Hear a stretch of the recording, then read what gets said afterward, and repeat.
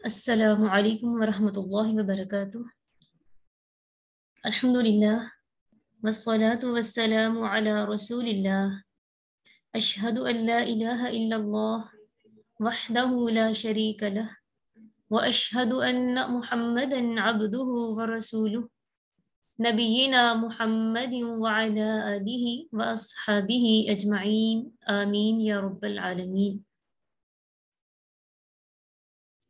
سب سے پہلے آپ سب کو رسول اللہ صلی اللہ علیہ وسلم کی وصیت کے مطابق رمضان کریم کورس کے سبق نمبر 13 میں خوش آمدید۔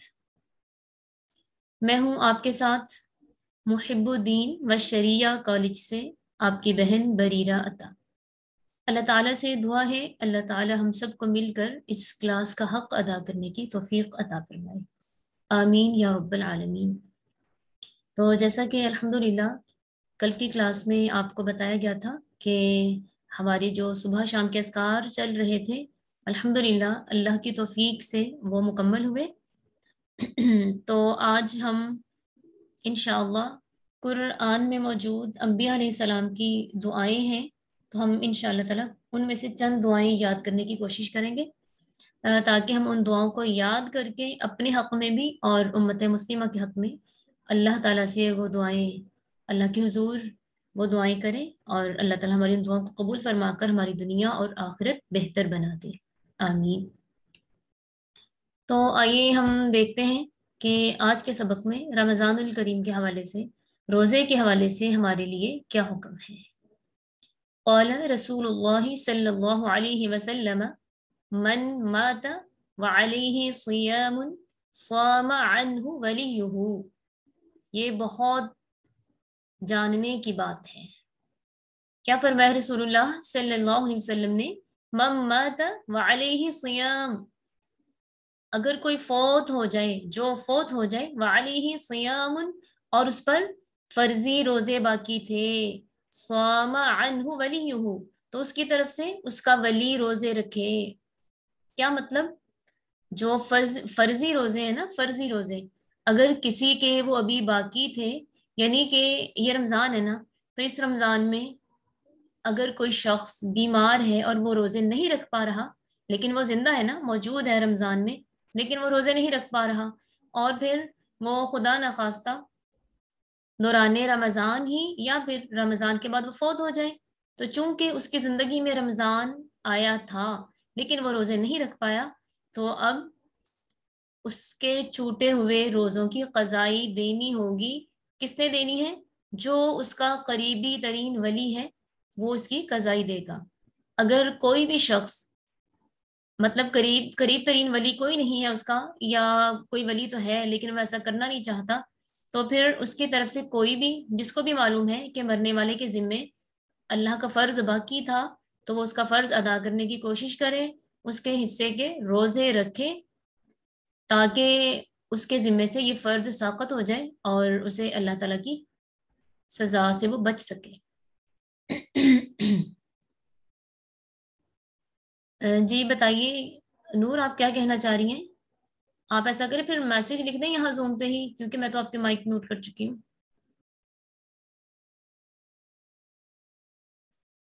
اسکرین شیئر ہو رہی ہے آپ سے؟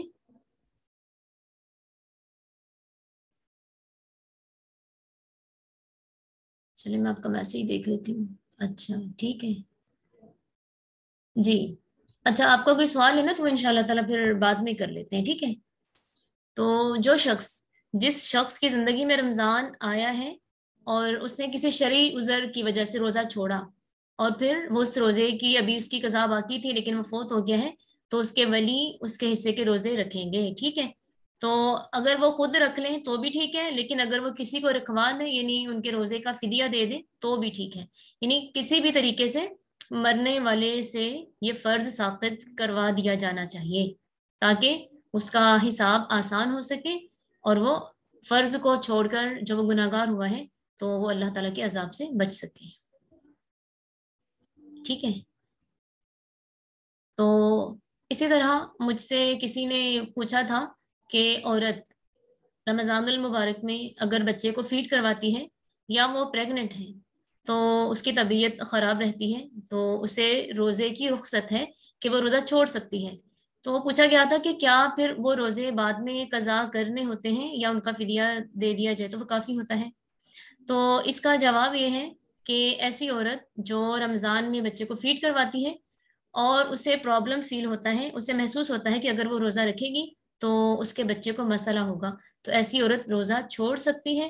اسی طرح ایک عورت جسے پریگنیسی ہے اور اس کی طبیعت خراب ہے کہ اسے ڈر ہو کہ روزہ رکھے گی تو اس کے بچے کو خطرہ ہوگا، اسے خطرہ ہوگا، تو وہ روزہ چھوڑ سکتی ہے۔ لیکن پھر یہ ہے کہ بعد کے دنوں میں جب اس کی یہ کنڈیشن ختم ہو جائے تو اسے روزوں کی قضائی دینی ہے۔ لیکن عموماً ایسا ہوتا ہے عورتوں کے ساتھ کہ ایک رمضان میں وہ پریگنٹ ہے تو اگلے رمضان میں ظاہر ہے پھر وہ بچے کو فیڈ کروا رہی ہوتی ہیں تو وہ نہیں روزے رکھ پاتی، تو اب مسلسل ان کے 2-3 سال کے روزے چھوٹ رہے ہیں، تو اب ایک دم سے اتنے سارے روزے رکھنا تو یہ ممکن نظر نہیں آتا۔ تو پھر اس کے لیے ایسی عورت کے لیے اللہ تعالیٰ نے، اللہ کی طرف سے یہ سہولت ہے کہ ایسی عورتیں فدیہ ادا کر دیں، ان پر روزوں کی قضائی واجب نہیں رہتی، پر بس وہ فدیہ دے دیں تو ان کی طرف سے حق ادا ہو جاتا ہے، ان کا فرض پورا ہو جاتا ہے۔ تو اسی طرح یہ شخص بھی ایسا ہی ہے نا کہ جس کی زندگی میں رمضان آیا، اس پہ روزے فرض ہوئے لیکن کسی بھی شرعی عذر کی بنا پہ وہ نہ رکھ سکا، لیکن پھر بعد میں وہ قضائی دینے سے پہلے ہی فوت ہو گیا ہے، تو اس کے اہل خانہ پر فرض ہے کہ وہ اس کے حصے کے روزے رکھیں، خود نہیں رکھنے تو فدیہ دے کر اس کی خلاصی ضرور کرواتے ہیں۔ ہم سمجھتے ہیں بس جو چلا گیا سو چلا گیا، اب کوئی نہیں پوچھنے والا، اب اس کو کیا پتا کوئی رکھ رہا ہے کہ نہیں رکھ رہا، فدیہ دے رہا ہے کہ نہیں دے رہا۔ دیکھیں یہ آپ کو نبی علیہ السلام کی طرف سے نصیحت کر دی گئی ہے، اب جو اس حدیث پر عمل نہیں کرے گا، نبی علیہ السلام کی یہ بات نہیں مانے گا تو وہ گناہ گار ہوگا۔ دیکھیں جو مر گیا اگر تو اس کے دل میں تھا کہ میں نے روزے رکھنے ہیں، قضائی دینی ہے، پھر وہ تو بری ہے، اسے تو اللہ تعالیٰ معاف کر دے گا، لیکن پھر جس نے نبی علیہ السلام کی اس بات کو اگنور کیا شاید پھر اس کی پکڑ ہو جائے۔ اس لیے پھر یہ ہمارا فرض بن گیا ہے نا کہ ہم نے یہ کام کرنا ہے، پھر جو بھی اپنے فرض سے کوتاہی کرے گا پھر وہ اللہ تعالیٰ کی طرف سے سزا کا مستحق ہوگا۔ تو اللہ تعالیٰ سے دعا ہے اللہ تعالیٰ ہم سب کو ہی اس حدیث پر عمل کرنے کی توفیق عطا فرمائے۔ اچھا مجھے ڈر ہوتا ہے کہ آپ درمیان میں میسج کرتے ہیں کہ کہیں نا ریکارڈنگ میں یا اس میں مسئلہ نہ ہو، تو آپ کا سوال انشاءاللہ تعالیٰ بعد میں لیا جائے گا، ٹھیک ہے؟ تو آئیے دیکھتے ہیں، مجھے امید ہے کہ آپ کو اس حدیث کی سمجھ آ گئی ہوگی انشاءاللہ۔ مزید آگے دیکھتے ہیں کہ ہماری جو کلاس ہے اس کا جو مین مقصد وہ ہے ذکر اللہ۔ تو دیکھیے سورۃ العنکبوت آیت نمبر 45 ہے، اس میں اللہ تعالیٰ کہہ رہے ہیں بسم اللہ الرحمن الرحیم وَلَذِكْرُ اللَّهِ أَكْبَرُ، کہ اللہ تعالیٰ کا ذکر سب سے بڑی چیز ہے، سب سے عظیم چیز اللہ تعالیٰ کا ذکر ہے۔ اور ذکر کسی بھی طرح سے ہو سکتا ہے نا، چاہے اللہ تعالیٰ کی تسبیح بیان کرنا، اس کی حمد کرنا، یا پھر اللہ تعالیٰ کے لیے اللہ تعالیٰ کی بڑائی بیان کرنا، تکبیرات پڑھنا۔ اس کے علاوہ عبادت بھی ذکر کی ایک صورت ہے، جیسے نماز پڑھنا، تو نماز میں بھی ہم تسبیحات وغیرہ پڑھتے ہیں نا۔ تو اس طرح سے ہر چیز سے بڑھ کے کس چیز کی فضیلت ہے؟ سب سے زیادہ فضیلت اللہ تعالیٰ کے ذکر کی ہے، اور وہ ذکر کسی بھی صورت میں ہو سکتا ہے، کیونکہ ہر حال میں انسان کو اللہ تعالیٰ کا ذکر کرنا چاہیے، جو اس بات کی دلیل ہے کہ ہاں انسان واقعی اللہ پر ایمان رکھتا ہے، اللہ تعالیٰ کے بتائے ہوئے احکام کو دل سے مانتا ہے۔ اسی سے پتہ چلتا ہے کہ اس کا اللہ تعالیٰ کے ساتھ تعلق کیسا ہے۔ تو جس کا بھی اللہ تعالیٰ کے ساتھ جیسا تعلق ہوگا اسی کے مطابق وہ اللہ تعالیٰ کا ذکر کرتا ہے۔ ذکر یعنی کسی بھی طرح کی تسبیحات کرنا، اللہ تعالیٰ کی حمد و ثنا بیان کرنا، تکبیرات پڑھنا، نمازیں پڑھنا، ٹھیک ہے، اسی طرح قرآن پاک کی تلاوت کرتے رہنا، یہ ساری چیزیں ذکر میں شامل ہیں، اس سے بڑھ کے کوئی بھی چیز نہیں ہے۔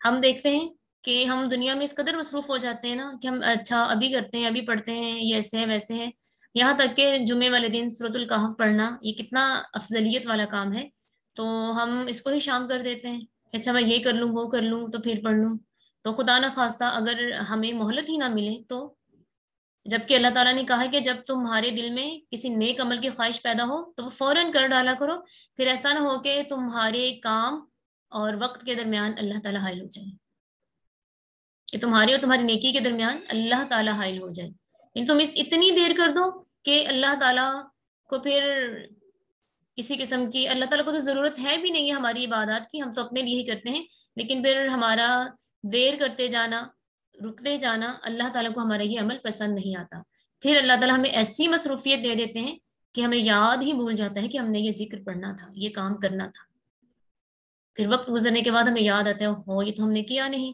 پھر سوائے افسوس کہ ہمارے پاس کوئی چارہ نہیں ہوتا۔ اسی طرح ہم دنیا کی پڑھائی میں، جیسے بچے اسکول پڑھتے ہیں تو وہ اس قدر مگن ہوتے ہیں اپنی پڑھائی میں کہ وہ نمازوں کو بھی بھولے بیٹھے ہیں، حالانکہ یہ دنیا کی تعلیم، یہ وہ علم تو نہیں ہے جس کی بنا پر ایک مسلمان کو عالم کہا جائے، اس کو یہ کہا جائے کہ ہاں اس نے علم حاصل کیا ہے، یہ عالم ہے۔ علم تو وہی ہے نا، شریعت نے قرآن و سنت کے علم کو ہی علم کہا ہے، اور اسی کے سیکھنے والے کو عالم کہا ہے۔ محض دنیا کا سیکھنے والے، دنیا کا پڑھنے والے جتنی بڑی بڑی مرضی وہ ڈگریاں لے لیں، لیکن شریعت انہیں پڑھا لکھا نہیں مانتی۔ اس لیے اپنے ساتھ ساتھ اپنے بچوں کی بھی عادات بنائیں کہ وہ دنیا کے ساتھ ساتھ دین کو مت بھولیں، اللہ کو مت بھولیں، ورنہ قیامت والے دن اللہ بھی بھول جائے گا، واقعی بھول جائے گا، یہ تو اس نے خود کہا ہوا ہے، اور اللہ تعالیٰ اپنے وعدے سے کبھی نہیں پھرتا۔ اللہ تعالیٰ سے دعا ہے اللہ تعالیٰ ہمیں صحیح حق کے ساتھ اپنا ذکر کرتے رہنے کی توفیق عطا فرمائے۔ تو اسی لیے آج اللہ کے فضل سے میں نے آپ کے سامنے چند قرآنی دعائیں رکھی ہیں جو کہ انبیاء علیہ السلام سے ثابت ہیں، تو ان کا پڑھنا ہمارے لیے بہت زیادہ اجر و ثواب کا باعث بھی ہے۔ ایک تو یہ قرآن کے الفاظ ہیں کہ ایک ایک حرف پڑھنے پہ 10 نیکیاں ملتی ہیں، اور اگر رمضان میں پڑھیں تو ایک ایک نیکی کا ثواب 700 نیکیوں کے برابر ہے، سبحان اللہ۔ تو آئیے ہم اس دعا کو دیکھ لیتے ہیں۔ سب سے پہلی دعا، ربنا آتنا فی الدنیا حسنۃ وفی الآخرۃ حسنہ وقنا عذاب النار۔ کیا ترجمہ ہے اس کا؟ کہ اے ہمارے رب، ہمیں دنیا میں نیکی دے اور آخرت میں بھی بھلائی عطا فرما، اور ہمیں عذاب جہنم سے نجات عطا فرما۔ تو کس قدر ضروری ہے نا اللہ تعالیٰ سے یہ دعا مانگنا۔ جس کو یہ چیز مل گئی نا، سمجھے وہ فلاح پا گیا، دنیا میں بھی اور آخرت میں بھی۔ پھر اس کے بعد، ربنا افرغ علینا صبرا وثبت اقدامنا وانصرنا علی القوم الکافرین۔ کیا معنی ہے اس کا؟ اے پروردگار، ہمیں صبر دے، ثابت قدمی دے، اور قوم کفار پر ہماری مدد فرما۔ ہمیں صبر کی کس قدر ضرورت ہے نا، کس قدر ضرورت ہے۔ تو اگر ہم اللہ تعالیٰ سے صبر نہیں مانگیں گے تو پھر ہم دلی طور پر پریشان ہی رہتے ہیں، بے چین ہی رہتے ہیں، بے سکون ہی رہتے ہیں، پھر ہمارا کسی بھی کام میں دل نہیں لگتا، یہاں تک کہ ہم ذکر اذکار بھی کرنا ہو نا تو وہ بھی ہم سے صحیح سے ہوتا نہیں ہے۔ تو اس لیے ہمیں اس دعا کو پڑھتے رہنا یہ ہمارے لیے ضروری ہے۔ پھر اگلی دعا دیکھیں، ربنا انک جامع الناس لیوم لا ریب فیہ ان اللہ لا یخلف المیعاد۔ کیا معنی ہے اس کا؟ اے ہمارے رب، تو یقیناً لوگوں کو ایک دن جمع کرنے والا ہے، ایسے ہی ہے نا، قیامت کے دن جس کے آنے میں کوئی شک نہیں، یقیناً اللہ تعالیٰ وعدہ خلافی نہیں کرتا۔ یہ دعا پڑھ کے بھی ہم اللہ تعالیٰ سے اس کی رحمت کے امیدوار ہوتے ہیں کہ اے اللہ، جس دن تو ساری دنیا کو جمع کرے گا نا، اس دن ہم پہ اپنی رحمت فرما دینا۔ اور پھر ربنا اننا آمنا فاغفر لنا ذنوبنا وقنا عذاب النار۔ کیا معنی ہے اس کا؟ اے ہمارے رب، ہم ایمان لا چکے، اس لیے ہمارے گناہ معاف فرما اور ہمیں آگ کے عذاب سے بچا لے۔ اللہ تعالیٰ سے ہمیشہ اپنے گناہوں کی معافی مانگتے رہنا چاہیے اور جنت الفردوس کا سوال کرتے رہنا چاہیے۔ پھر اس کے بعد ربنا آمنا بما انزلت واتبعنا الرسول فاکتبنا مع الشاہدین. اس کا بھی ترجمہ دیکھ لیتے ہیں. اے ہمارے پالنے والے معبود، رب ہے نا ربنا، اے ہمارے رب، اے ہمارے پروردگار. رب کا اصل معنی پالنے والا، مربی، تربیت کرنے والا. اے ہمارے پالنے والے معبود، ہم تیری اتاری ہوئی وحی پر ایمان لائے اور ہم نے تیرے رسول کی اتباع کی، پس تو ہمیں گواہوں میں لکھ لے. دیکھیں خطبہ حجۃ الوداع کے موقع پر نبی علیہ السلام نے خطبہ دیتے ہوئے اپنے صحابہ کرام رضی اللہ تعالیٰ عنہم سے فرمایا تھا نا، آپ نے پہلے تو یہ کہا کہ اللہ تو گواہ رہنا کہ میں نے تیرا دین لوگوں تک پہنچا دیا. آپ نے صحابہ کرام سے پوچھا کہ کیا میں نے تم تک اللہ کا دین پہنچا دیا؟ تو انہوں نے کہا جی ہاں یا رسول اللہ، آپ نے پہنچا دیا. تو پھر اللہ تعالیٰ نبی علیہ السلام نے اللہ تعالیٰ سے بھی دعا کی کہ اللہ تعالیٰ تیرے بندے بھی گواہ ہیں، تو بھی گواہ رہنا کہ میں نے تیرا کام تیرے بندوں تک پہنچا دیا. تو یہ دعا ہے نا کہ ہمارے رب، ہم نے تیری اتاری ہوئی وحی پر ایمان رکھا، تیرے رسول کی پیروی کی ہے، اس لیے تو ہمیں بھی گواہوں میں شامل کر دے.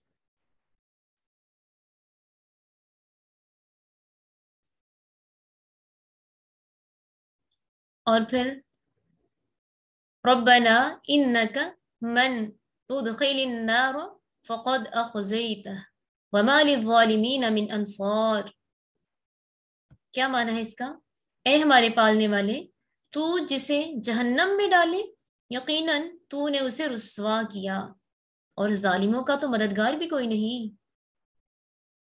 یعنی ہم اس دعا کے ذریعے بھی اللہ تعالیٰ سے جہنم کے عذاب سے پناہ مانگ رہے ہیں کہ اللہ ہمیں جہنم میں مت ڈالنا. جہنم میں جانے والوں کا تو کوئی مددگار نہیں ہے، کوئی انہیں بچانے والا نہیں ہے، اللہ تعالیٰ سے کوئی نہیں بچا سکتا. اور پھر ان کی رسوائی ہے نا. دیکھیں دنیا میں ایک ساتھ ہم لوگ ہوتے ہیں، تو جب جنتی جنت میں، جہنمی جہنم میں چلے جائیں گے نا، تو جنتی محسوس کریں گے کہ دنیا میں ہمارے ساتھ اور بھی کچھ لوگ ہوتے تھے، آج وہ ہمیں نظر نہیں آ رہے ہیں. تب انہیں سمجھ آئے گی کہ آج تو وہ جہنم میں چلے گئے. تو دنیا میں ہمارا کتنا بڑا سٹیٹس ہو، کتنی ہماری عزت ہو، اور جنت میں ہمیں نہ پا کر لوگوں کو سمجھ آ جائے گی کہ کیسا بندہ تھا. تو پھر سوچئے دنیا کا سٹیٹس کیا کہے گا.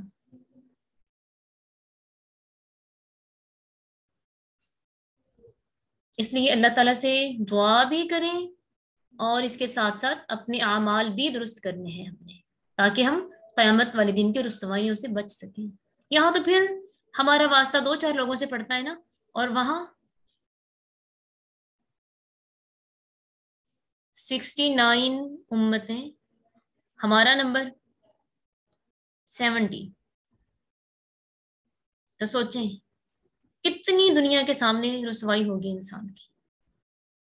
دنیا ایک طرف، ہر امت کا حساب ان کے نبی کے سامنے ہوگا. پھر ایسا نہ ہو کہ ہم دنیا میں تو بڑے دعوے کرتے پھریں کہ ہمیں بھی بڑی محبت ہے نبی سے، اور ان کے سامنے جب ہمارا حساب ہوئے تو ہمارے اندر سے نکلے کچھ نہ، پھر کہاں جائیں گے محبت کے وہ دعوے.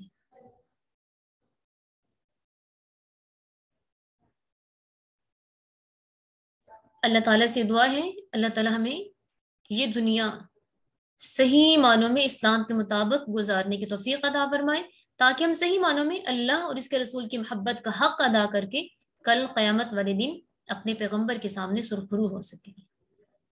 آمین. اوہو، یہاں سے یہ ہٹانا رہ گیا، مجھے اس کو ہٹانا چاہیے.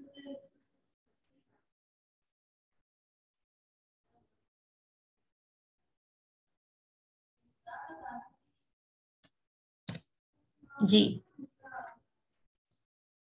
اب ہماری یہ دعا ہے اس سبق کی آخری دعا. ممکن ہے ابھی آپ کو سکرین نہیں شیئر ہو رہی، میں دوبارہ دیکھتی ہوں اس کو.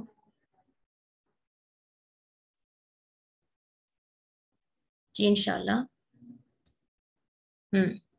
اس دعا کو بھی دیکھیے. ربنا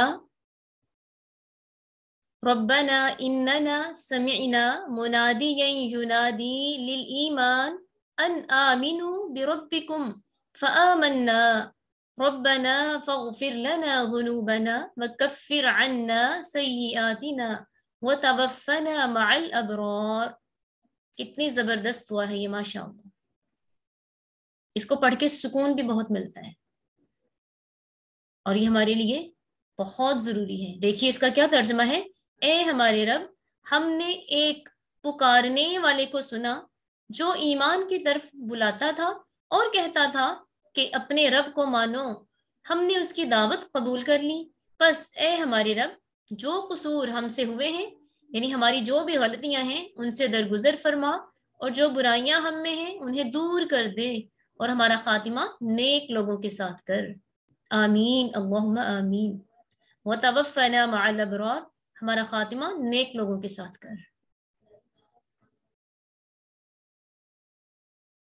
ہمیشہ اللہ تعالیٰ سے اپنے ایمان کی سلامتی مانگیے، اور زندگی مانگے تو سلامتی والی، موت مانگے تو ایمان والی. اب موت مانگے مطلب یہ نہیں ہے میرا کہ آپ موت مانگنا شروع کر دیں، لیکن دعا کرنی چاہیے کہ اللہ تعالیٰ ہمیں سلامتی والی زندگی عطا فرما، اور موت دینا تو ایمان پہ موت عطا فرمانا. آمین.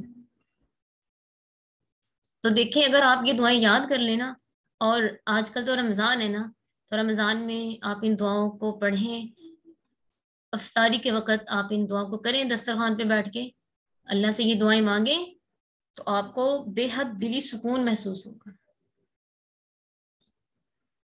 آپ اپنے اندر حقیقتاً ایک تبدیلی محسوس کریں گے.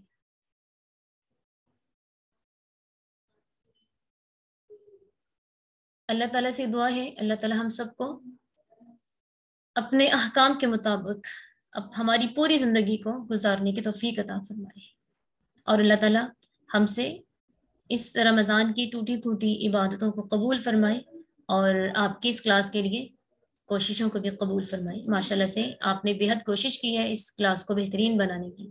اللہ تعالیٰ آپ کو بہترین جزا عطا فرمائے. اس کے ساتھ ہی اجازت دیجیے. سبحانک اللہم و بحمدک، نشہد ان لا الہ الا انت، نستغفرک و نتوب الیک. السلام علیکم ورحمۃ اللہ وبرکاتہ.